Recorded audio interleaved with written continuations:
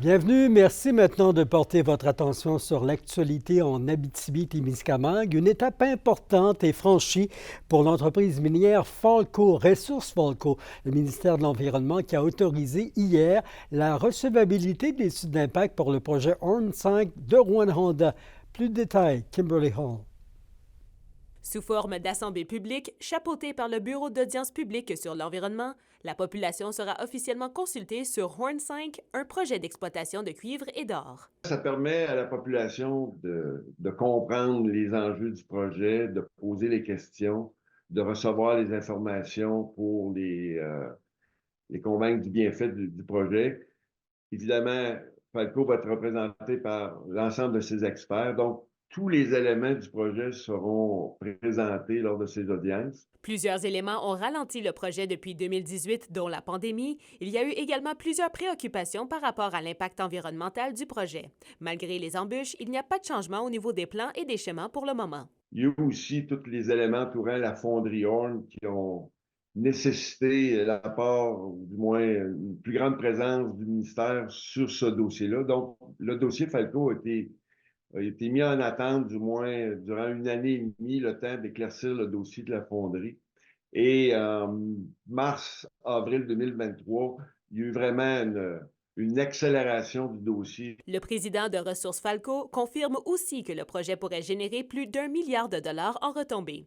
Près de 500 emplois pourront potentiellement être créés. Les installations seront aussi à la fine pointe de la technologie. Il va nécessiter, je dirais, une collaboration des entrepreneurs locaux lors des travaux de construction. Autre que les emplois, c'est aussi toute l'assistance qu'on va avoir besoin locale pour les services durant toutes les années d'opération qui, au moins, seront de 15 ans. Lorsque ce projet va se concrétiser, l'impact économique sera majeur pour Rouyn-Noranda, selon Stéphane Brown, président de la Chambre de commerce et d'industrie de Rouyn-Noranda. On est très content que Falco puisse avancer dans son projet et nous, on a toujours été derrière Falco, la Chambre de commerce, pour encourager le projet. Et puis, on est très content des développements qui s'en viennent avec la BAP. Mais c'est certain que ça va être un très gros projet, très important pour la ville de Rouyn-Noranda. Les retombées économiques vont être énormes et tout le monde travaille ensemble dans ce sens-là, puis on est très content. Au total, les audiences publiques devraient durer environ 4 mois. Une première séance d'information est justement prévue le 24 avril prochain pour commencer le processus. Kimberly Hall, RNC Nouvelles, Rouyn-Noranda. Dans le monde judiciaire, il y a du nouveau dans le procès Rochon. Le jury qui a demandé à questionner le juge moins de 24 heures après le début de ses délibérations ce matin au palais de justice à Rouyn-Noranda. Le groupe de 9 femmes et 3 hommes souhaitait d'abord réentendre l'entièreté des éléments liés au témoignage de Sylvie Rochon. Les jurés qui sont revenus à la charge moins de 90 minutes plus tard, ayant alors une question sur la présence d'un coffre photographié dans le haut d'un escalier. Le juge leur a rappelé qu'en lien avec ce cliché 141, un policier, l'agent Robichaud, avait déclaré avoir fait entrer un chien qui grattait à la porte d'entrée.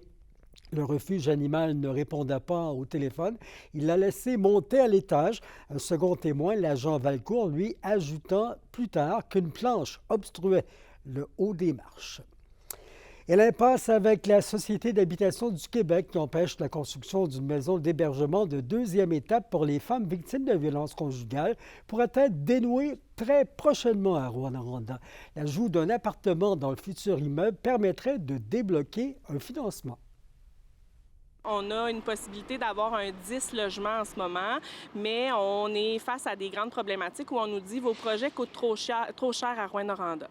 Donc là, on travaille très fort à trouver des pistes d'économie. On sent en ce moment qu'on est dans une voie de passage avec la Société d'habitation du Québec où les discussions vont bon train, où en ce moment, ce qui est discuté, c'est de la possibilité de créer une nouvelle unité, donc d'avoir maintenant 11 unités, ce qui fait en sorte que le coût de la porte diminue. Vous entrez à ce moment-là dans un range, si je peux me permettre l'expression, de subventions supplémentaires. En fait, ce qu'il faut comprendre, c'est qu'en ce moment, les maisons d'hébergement, deuxième étape en construction, sont dans des programmes qui ne sont pas adaptés.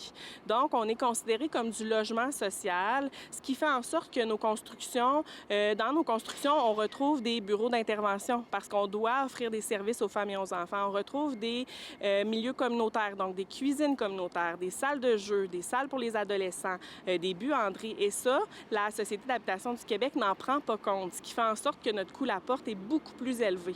Donc, nous, ce qu'on revendique, c'est que ces espaces-là soient reconnus, mais aussi que les programmes soient adaptés aux besoins des maisons d'aide et d'hébergement.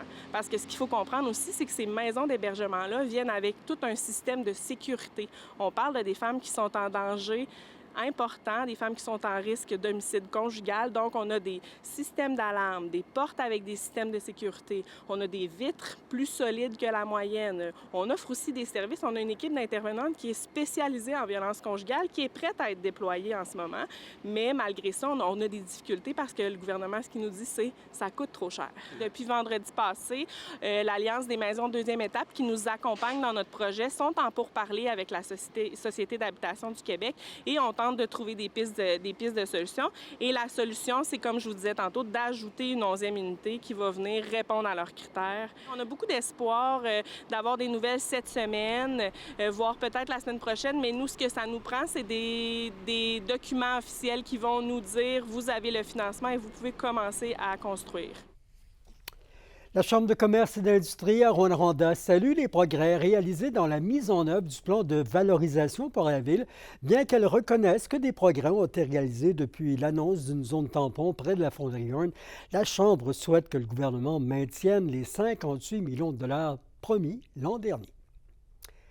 Les travaux du nouveau bloc sanitaire au domaine dans la réserve faunique La Vérandrie sont presque terminés. La Société des établissements de plein air du Québec confirme que les installations devraient être accessibles au public dans les jours qui s'en viennent.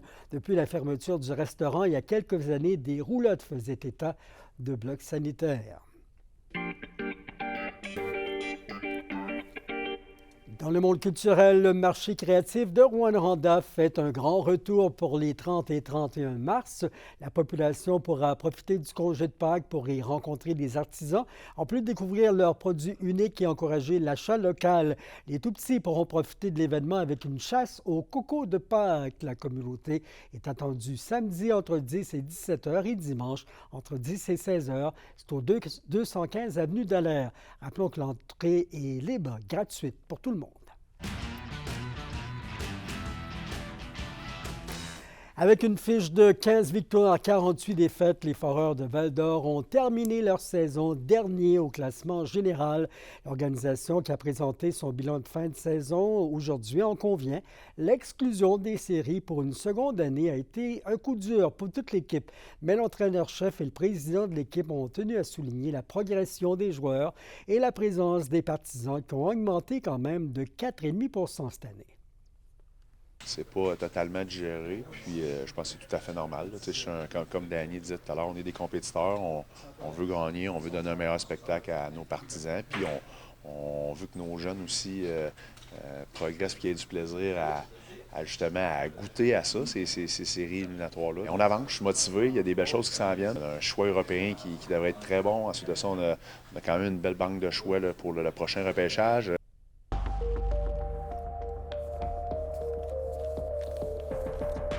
À la météo, des nuages ce soir, toujours des vents à rafale. Il a venté beaucoup hier, puis ça se poursuit ce soir, 40 km/h, minimum à -3. Même scénario demain avec un mercure de +2 à +4. On a aperçu vendredi des nuages en Abitibi avec -1 et des éclaircies au Témis avec 0. Les rayons du soleil qui devraient aussi rejoindre l'Abitibi pour le week-end pascal. C'était vos infos régionales à la veille d'élaborer un nouveau plan d'action Hydro-Québec qui prend le pouls des communautés de la région. On y revient ensemble demain dans l'actualité. Merci d'être là. Passez une bonne soirée. Au revoir.